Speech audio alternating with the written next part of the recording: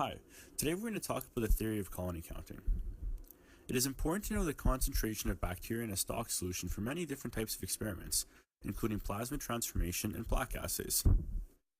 Plating dilutions of a stock solution and counting resulting colonies is a common method to determine the overall concentration.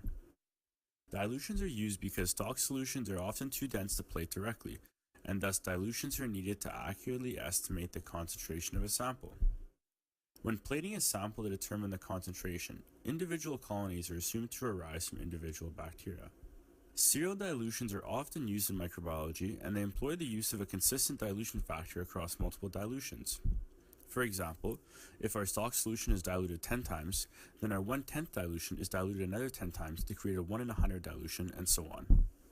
In this example, a constant dilution factor of 10 is used.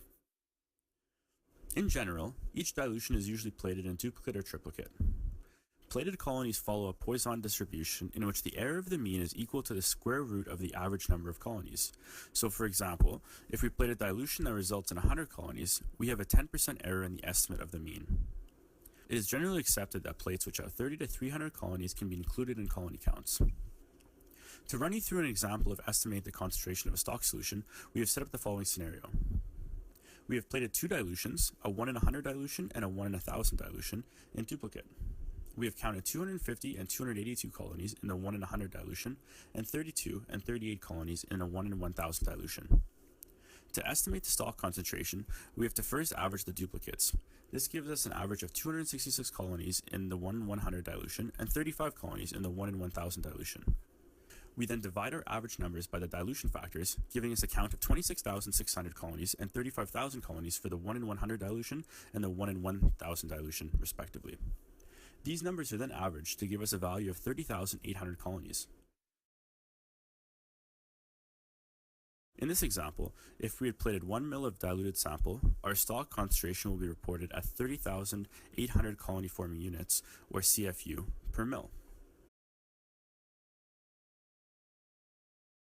If we instead plated 0.1 milliliters, we would then multiply our final value by 10 to get a final concentration of 308,000 CFU per ml. Thank you very much. To plate serial dilutions of bacterial culture, you will need plates with media, a glass spreader, a Bunsen burner, a vortex, and a stock culture of your bacteria. You will also want to have tubes labeled with all your different dilutions. Vortex your stock culture of bacteria.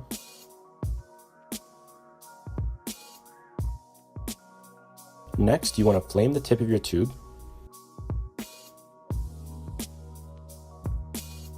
Take 10 microliters of your stock solution and add it to 990 microliters of dilutant to create a 1 in 100 dilution.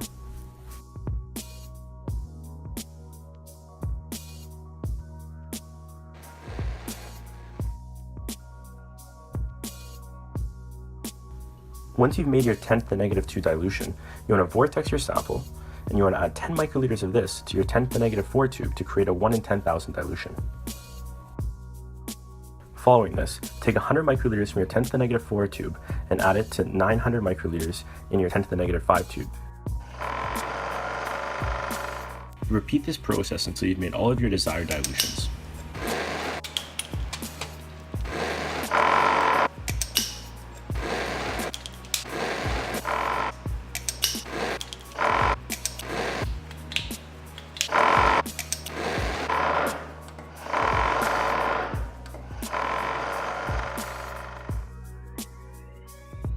Once you have made all your dilutions, dip your glass spreader in ethanol and pass it through a Bunsen burner to sterilize the spreader.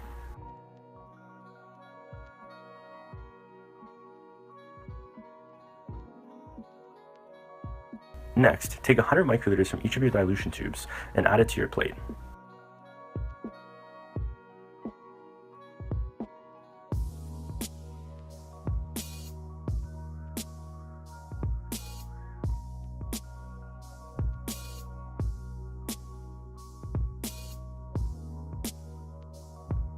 Spread each dilution evenly across the plate using the glass spreader.